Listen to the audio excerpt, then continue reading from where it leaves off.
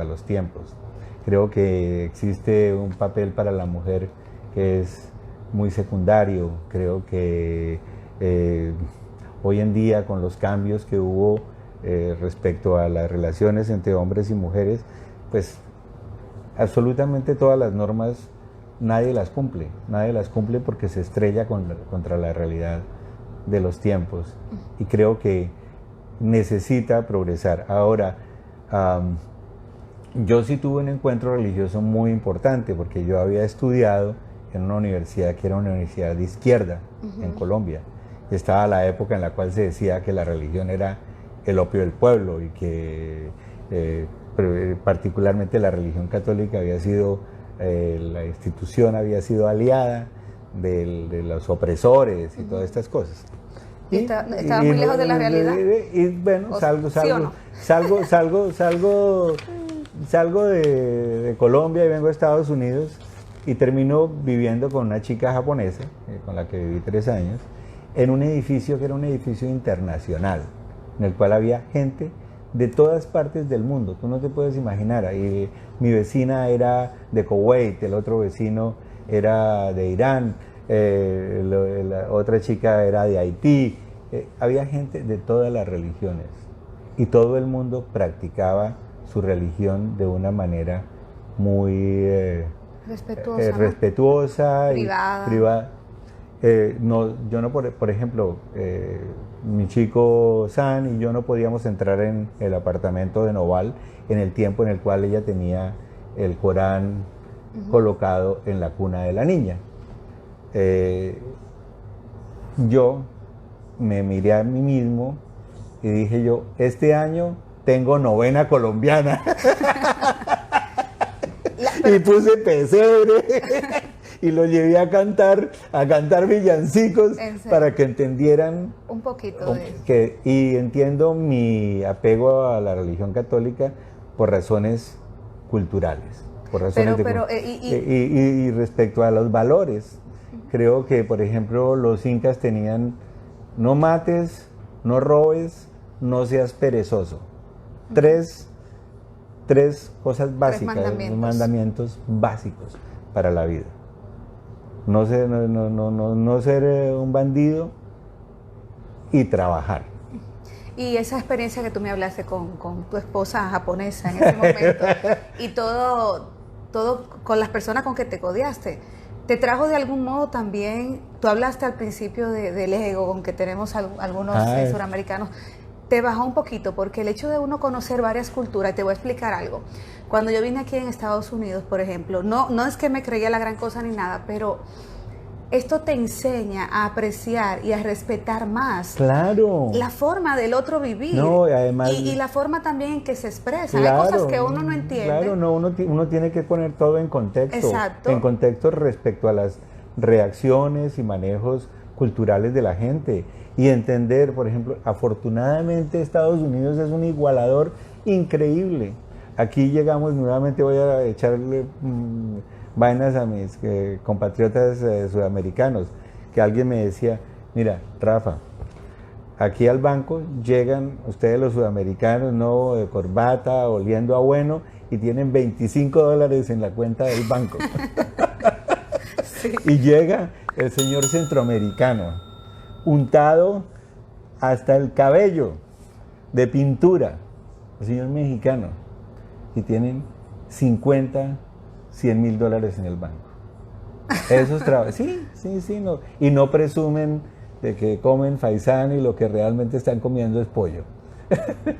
Yo creo que esa es la ventaja de este país, de que todos podemos en un momento estar en igualdad de condiciones. ¿Le agradeces mucho tú a Estados Unidos y consideras esto tu casa? Yo adoro a Estados Unidos, ¿Pero cuál es tu casa en realidad, Colombia o Estados Unidos? Yo nunca voy a dejar de ser colombiano. Eso, afortunadamente, la Constitución del 91 nos dijo: ustedes van a ser colombianos para siempre. Y yo no, es decir, entiendo mi patria, la quiero mucho, pero mi realidad está acá. Yo tengo una columna que escribí alguna vez de Yo el hispano de Estados Unidos, porque me ocurrió una situación en Quito, Yo viví en Quito un añito y entonces la chica con que yo salía, ¿y tú por qué dices que Otra, eres, Rafa. ¿por qué tú dices, eso fue Quito? Y me decía... Van 5 ya. La tengo No, y contada. yo no conviví con ella. No, Y pero me dime. decía, ¿por qué dices que eres de origen colombiano en lugar de decir que eres colombiano? Tú eres un traidor a tu patria. Entonces le dije, no, lo que pasa es que yo vivo en Estados Unidos y a mí me preocupan más las cosas que suceden en Estados Unidos, que están más cercanas a mí, que lo que está sucediendo en Colombia. Además, Colombia tiene un montón de colombianos. En aquella época éramos como 40 millones que pueden resolver las cosas y que tienen una unidad de trabajo y de pensamiento. Mientras que acá en Estados Unidos somos nosotros, esta comunidad hispana que se ha ido desarrollando, esta comunidad que ha ido progresando durante los años y esta comunidad que sufre mucho porque muchos no tienen documentos, son un montón de obstáculos. Entonces aquí hay más desafíos, incluso que en Colombia por fin ha habido visos de paz, hay un No, estás comportamiento... en tu tierra, hay un comportamiento diferente de nosotros. Diferente que nosotros tenemos un país que parecía prestado, pero es nuestro. ¿Y qué te opinas de eso, hablando, ya que hablaste del inmigrante y nosotros que somos inmigrantes? El comportamiento, ¿no?, de nosotros, la situación que hay también, y quiero saber tu opinión, de esa señora que cruza el río, ¿no? Y quizás pone en riesgo a sus hijos, pero que también ve que puede tener un futuro con ellos aquí en los Estados Unidos. Mira, yo creo que este país inevitablemente tiene que poner regulaciones para la inmigración. No hay país del mundo que no tenga normas. Yo fui indocumentado y sería fácil que alguien me dijera, este ya es ciudadano y entonces ya le cambió el pensamiento. No, yo creo que antes que llegue más gente al país, tenemos que solucionarle el problema a la gente que ya está acá. Hay 12, 13 millones de personas o 14 millones de personas que necesitan que se les arregle la situación, que no es un problema de ellos, sino que es un problema social. Claro, y político de su país también, de donde vienen. De donde vienen y de acá. Exacto. Y de acá. Mira, alguna vez Mark Krikorian, que pertenece al Centro de Estudios de Inmigración, un especialista bien difícil respecto a lo que son la gente que no tiene papeles. Ellos son los que le informan al actual presidente acerca de estadísticas y políticas y demás. Él contaba cuando la reforma migratoria que hizo Reagan se vino abajo. Reagan hizo una reforma migratoria en el 86, de la cual tuve la fortuna de ser beneficiado, y estableció sanciones para los patrones que contrataban indocumentados. Había unas normas, o existen todavía unas normas por las cuales se deben regir. Resulta que Krikorian contaba que vino una cosecha de la cebolla Vidalia en Georgia, y de pronto llegaron los indocumentados a recoger la cosecha, y inmediatamente llegó el Servicio de Inmigración y Naturalización a capturarlos. ¿Qué hicieron los rancheros?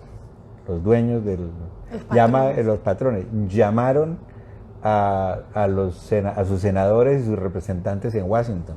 Me van a fregar el Estado, nos vamos a quedar, este año vamos a perder. ¿Qué hicieron esos senadores y representantes? Llamaron al director de inmigración, del Servicio de Inmigración, y pararon las redadas. Claro, si van a quedar sin mano de obra, si van a quedar sin nada. Y entonces, ¿quién es el culpable? ¿El señor que fue a recoger la cosecha de cebollas? ¿El ranchero que tiene el negocio y que sabía que ellos eran indocumentados? los legisladores de este país federales o el ejecutivo que se hace el de la vista gorda respecto a la llegada de la gente. Entonces, cuando la pita se quiere romper, se rompe por lo más delgado, pero aquí todos han sido responsables de esta situación de que haya 13 millones de indocumentados acá. Y bien, que les ha sacado jugo a muchísimos. Yo te noto cuando hablas del tema muy sentido, muy apasionado, sí, y me emocionas, de verdad que sí, porque sé que tú has tenido con el periodismo un compromiso social también, precisamente con esa parte de la población. Eso y especialmente la llegada a Charlotte. La llegada a Charlotte, yo había vivido en Los Ángeles, donde había una existencia de comunidad hispana desde antes de que fuera Estados Unidos.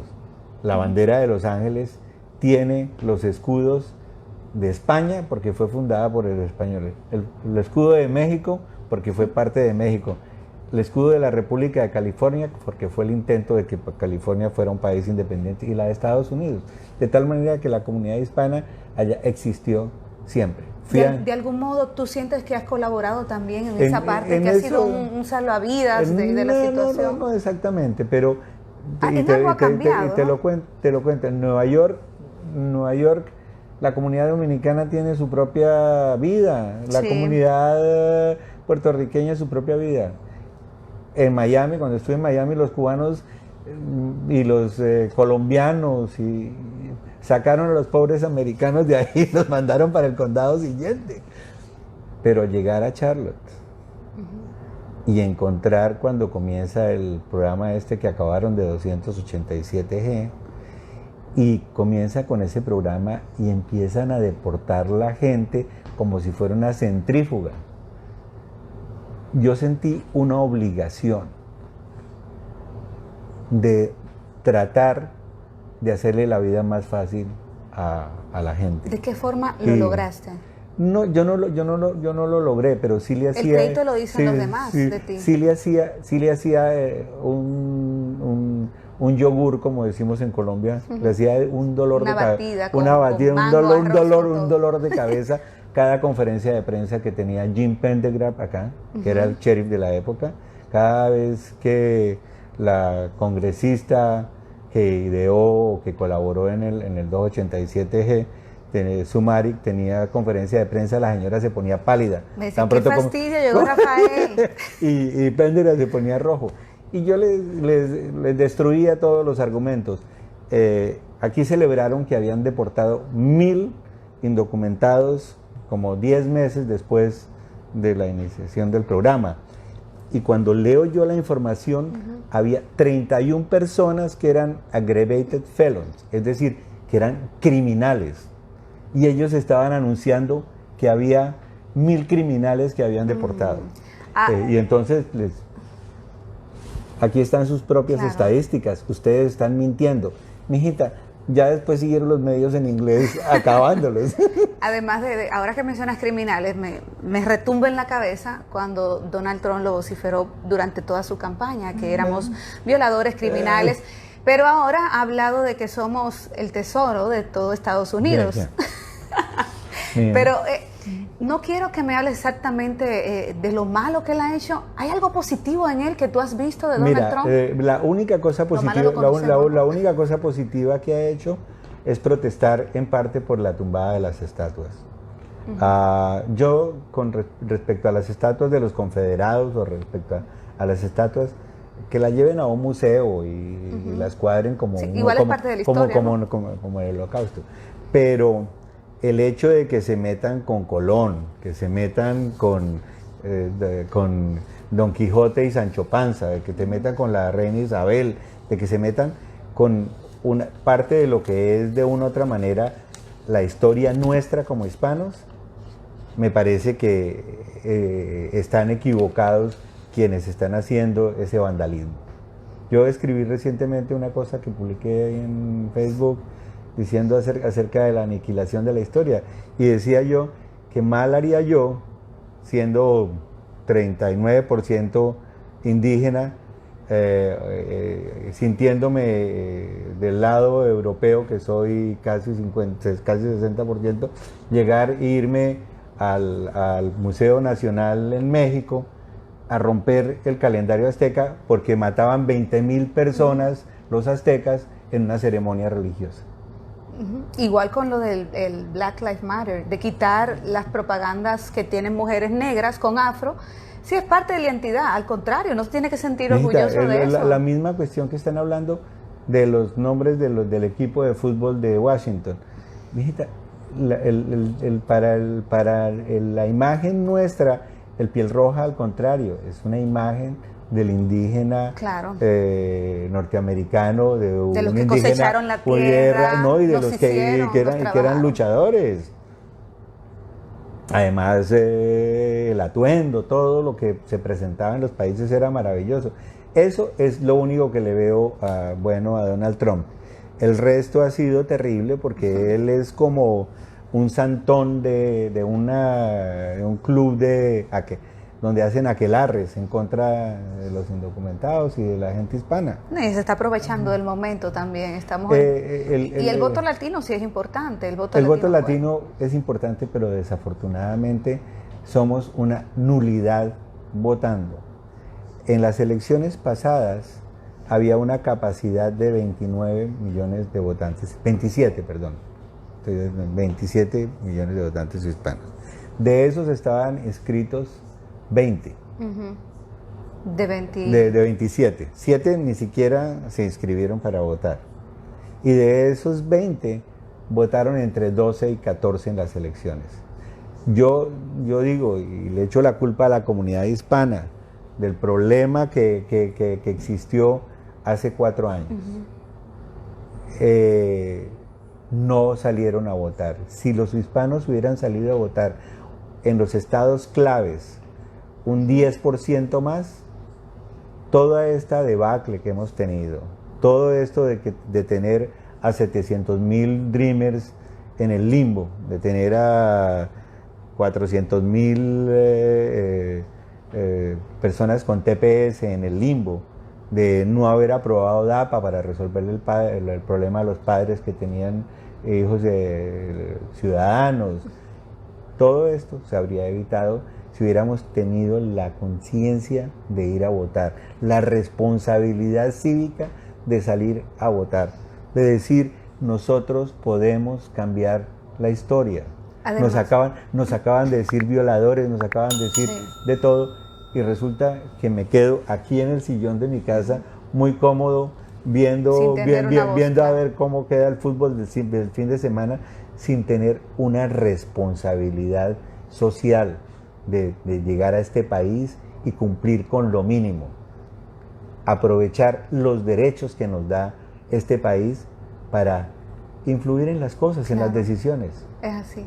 Dime algo, además de emocionarte y apasionarte este tema político, ¿qué otras cosas te mueves, Rafa? Porque tenemos ya unos 5 minutos más o menos, nos quedan ahí. ¿Quedan 5 minutos? Tenemos ya casi una hora, ¿verdad? Sí, tenemos casi. Se ha ido muy rápido. Pues, mijita. ¿Qué te gusta? Yo veo muchos libros aquí. ¿Tú disfrutas de una buena lectura del libro, además de los vinos? Porque aquí en la casa de Rafa hay miles de botellas de cristal con corchos. Mijita, los libros, y de forma breve, como era tan malo en matemáticas, me encerraban en la casa de Paipa en el escritorio, en el cuarto del escritorio. Pero mi tío Raúl, yo abría una puerta y me encontraba con esto. Con todos estos libros, me encontraba con las 4 paredes del cuarto llenas de libros. Entonces había un calendario en que aparecía Marilyn Monroe desnuda y mi tío tenía una calavera auténtica. Pero yo prefería mirar a Marilyn Monroe que le tenía y leer libros. Y leer libros. Entonces, con esa inspiración. Entonces, eso me dio para leer todo lo que fueron los clásicos europeos, la generación del 98 española. ¿Y no has pensado en escribir un libro? Muchas veces, y tuve algunas intenciones de hacer libros, pero no lo he cumplido y va a ser muy triste. ¿No sueñas con eso? No, mira, yo tuve una frustración grandísima en la vida respecto a los libros, y fue que un día me encontré en Bogotá con una revista que se llamaba la revista Flash, que era como Time, como la Rumbo de Santo Domingo. Y traía unas fotografías de un viaje a Macondo y unos pedazos de 100 años de soledad. Resulta que no fui al colegio como 2 semanas leyéndome 100 años de soledad. Cuando terminé, decidí no volver a leer libros como por 2 años y decir, jamás voy a ser el mejor escritor del mundo. Oh, Dios mío, quedaste frustrado con la brillantez. Con la brillantez. Wow. 100 años de soledad. ¿Ese es tu escritor favorito, Gabriel García Márquez? Sí, claro, es fuera de contexto. ¿Y la música? ¿No disfrutas la música? La música me fascina Joaquín Sabina. Con un buen vino, cae Joaquín Sabina. Bueno, por último, quiero que me digas cómo te gustaría ser recordado aquí. Hay muchas personas que te respetan, que te quieren, pero lo más importante de un ser humano, además de servir como lo has hecho durante muchos años y dejar el legado del periodismo, es hacer también la última hora de la persona, ¿no? Saber que esa persona quiere en la vida. Yo fundamentalmente quisiera ser recordado por alguien que, por ejemplo, con el Comité de Fiestas Patrias, que he tratado de preservar las tradiciones de todos los países de habla hispana y que he tratado por lo menos en el área de inmigración en parar las injusticias. Como un activista de los derechos de la cultura. Sí. ¿Latina? ¿Sería traducido así, eso, ¿no? Sería chévere. Sería chévere. Del periodismo, pues ahí están, me he ganado premios y cosas de esas que le sirven a uno más para llenar el corazoncito de vez en cuando y decir uno sí escribí alguna vez bien. Rafa, te quiero agradecer, de verdad que sí, pues tu tiempo, la disponibilidad también de abrirnos tu casa, tu hogar y sobre todo tu corazón, tus enseñanzas y tu experiencia que se va a quedar para todos aquellos que nos están viendo y sobre todo para aquellos que tienen mucha admiración por ti. Me declaro admiradora de tu trabajo y admiradora más de tus experiencias. Gracias, mijita. Gracias. Despídete de tu gente, de verdad. Bueno, que los quiero mucho, que por favor, que no pase como con la columna que dejaron de leerla y la tuve que suspender, y con Fiestas Patrias, que por favor se aparezcan en las convocatorias de Zoom hoy en día para tratar de seguir aquí cabalgando. Así es. Vamos entonces a tomar una copita de vino. Claro que sí, mijita. Qué bien estar por allá. Bueno, muchas gracias a los que estuvieron ahí en sintonía con nosotros. Agradecerles el respaldo, el apoyo y recordarles que este video lo vamos a tener editado en resumen a través de nuestro canal de YouTube, Noticias Virales. Me buscan como Xolén Noticias Virales.